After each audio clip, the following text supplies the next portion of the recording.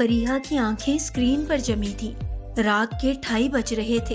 اس کا کمرہ اندھیرے میں ڈوبا تھا، سوائے اس فون کی نیلی روشنی کے جو اس کے چہرے پر رقص کر رہی تھی۔ وہ انسٹاگرام پر ایک پروفائل کو بار بار دیکھ رہی تھی۔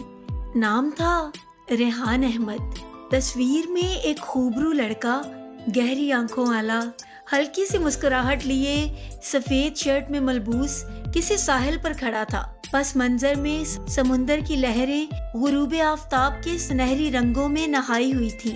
ہر تصویر کے نیچے چند جملے گہرے اور معنی خیز، جیسے وہ کوئی شاعر ہو۔ ایک پوسٹ کے نیچے لکھا تھا، تنہائی میری دوست ہے مگر دل اب اس سے بغاوت کر رہا ہے۔ فریحہ ایک متوسط گھرانے کی لڑکی تھی۔ لاہور کے ایک گنجان محلے میں اس کا گھر تھا، جہاں زندگی سادہ مگر رنگین تھی۔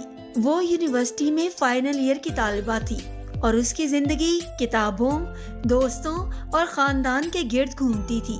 لیکن رات کے اس وقت جب سب سو رہے ہوتے، وہ اپنی ایک الگ دنیا بساتی تھی۔ سوشل میڈیا اس کی پناہ گاہ تھا، جہاں وہ اپنے خوابوں کو پرواز دیتی۔ وہ خود کو ایک ایسی لڑکی تصور کرتی جو آزاد ہے، دنیا گھومتی ہے، جو بے پرواہ ہے۔ ریحان کے پروفائل نے اس خواب کو جیسے ایک چنگاری دی تھی۔ سب کچھ 2 ہفتے پہلے شروع ہوا تھا۔ فریحہ نے ریحان کی ایک پوسٹ پر کمنٹ کیا تھا، بس یوں ہی، بغیر زیادہ توقع کیے، ویو بہت خوبصورت ہے، آپ فوٹوگرافی بہت اچھی کرتے ہیں۔ اس نے لکھا۔ چند گھنٹوں بعد ریحان کا جواب آیا، شکریہ، یہ منظر جتنا خوبصورت لگتا ہے اس سے کہیں زیادہ اداسی چھپائے ہے۔ فریحہ نے اسے پڑھا اور مسکرائی۔ اس نے سوچا، یہ لڑکا کتنا مختلف ہے۔ بات چیت کا سلسلہ شروع ہوا، پہلے کامنٹس، پھر ڈی ایم اور پھر واٹس ایپ پر نمبر ایکسچینج ہو گیا۔ ریحان نے بتایا کہ وہ کراچی میں رہتا ہے، ایک بزنس فیملی سے تعلق رکھتا ہے اور اس کے والدین زیادہ تر وقت دبئی میں ہوتے ہیں۔ میں اکیلا ہوں فریحہ، گھر بہت بڑا ہے مگر دل خالی ہے، اس نے ایک رات لکھا۔ فریحہ کا دل پگھل گیا۔ اس نے سوچا، شاید وہ اس خالی پن کو بھر سکتی ہے۔ دونوں کی باتیں رات بھر چلتی۔ ریحان کی آواز میں ایک عجیب سی کشش تھی۔ وہ فون پر گھنٹوں باتیں کرتے، کبھی فلموں پر، کبھی موسیقی پر، کبھی زندگی کے خوابوں پر۔ ریحان نے بتایا کہ وہ ایک ایپ بنانا چاہتا ہے جو لوگوں کی زندگی آسان بنائے، مگر جانتی ہو فریحہ، اس سب کے لیے ایک ساتھی چاہیے، کوئی جو سمجھے، جو ساتھ دے، اس نے ایک رات کہا۔ فریحہ نے یہ بات دل سے لگا لی۔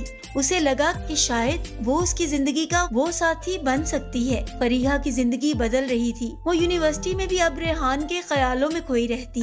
اس کی دوست سونیا، جو اس کی بچپن کی سہیلی تھی، نے ایک دن پوچھا، فریحہ کیا بات ہے، تم آج کل کہاں کھوئی رہتی ہو؟ فریحہ نے مسکرا کر ٹال دیا، کچھ نہیں، بس پڑھائی کا پریشر ہے۔ مگر سونیا کو شک ہوا، دیکھ، اگر کوئی بات ہے تو بتا، آج کل آن لائن لوگ بڑے چالاک ہوتے ہیں۔ سونیا نے ہنستے ہوئے کہا۔ فریحہ کو یہ بات اچھی نہ لگی۔ اس نے سوچا، سونیا کو کیا پتا ریحان کتنا سچا ہے۔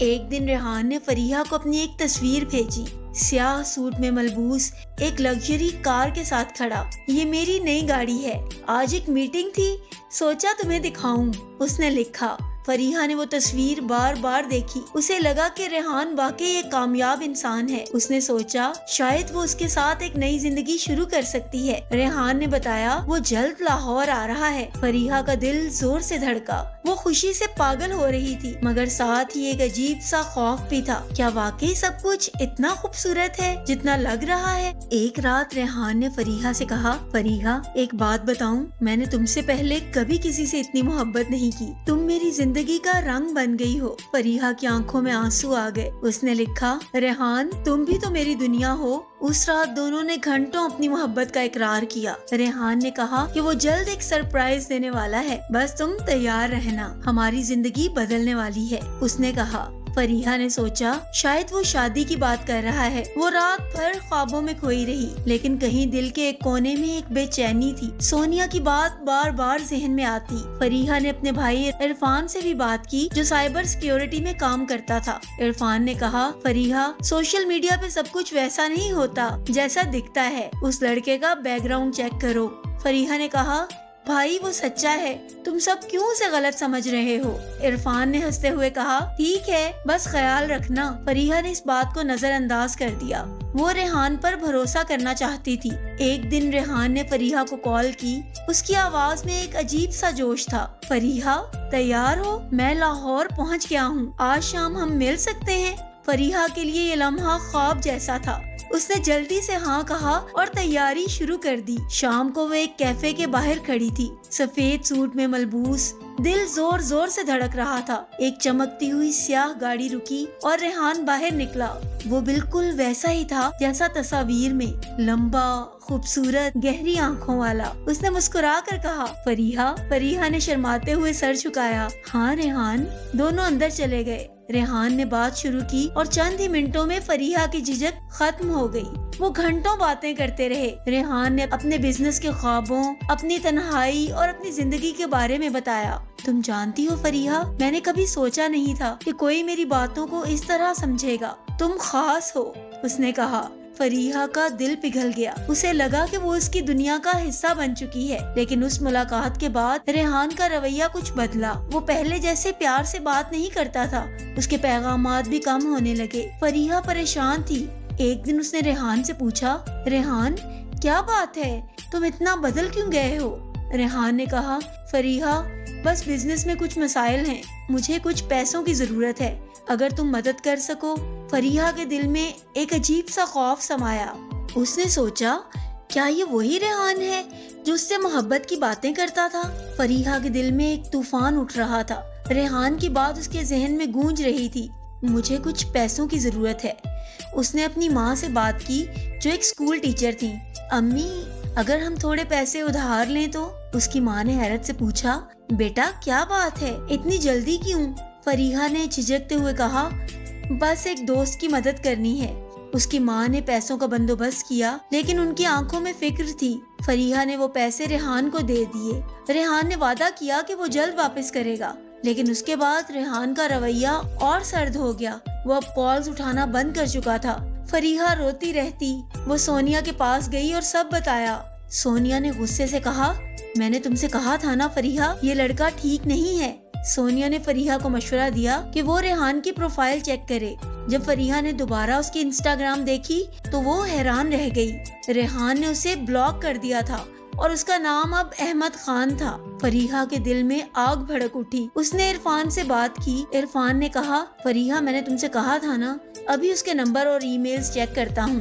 عرفان نے سائبر سیکیورٹی کے کنیکشن سے مدد لی۔ چند دنوں بعد اسے پتا چلا کہ ریحان کا اصلی نام بلال تھا اور وہ کراچی میں رہنے والا ایک شادی شدہ شخص تھا۔ اس کی بیوی اور 2 بچے تھے اور وہ ایک چھوٹا موٹا جاب کرتا تھا۔ اس کا سوشل میڈیا پروفائل ایک جال تھا جسے وہ لڑکیوں کو پھنسانے کے لیے استعمال کرتا تھا۔ فریحہ کو یہ سن کر دھچکا لگا۔ وہ سوچ بھی نہیں سکتی تھی کہ ریحان، جو اسے اپنی زندگی کا رنگ کہتا تھا، ایک دھوکے باز نکلے گا۔ فریحہ نے فیصلہ کیا کہ وہ بلال کو سبق سکھائے گی۔ اس نے سونیا اور عرفان کے ساتھ مل کر ایک پلان بنایا۔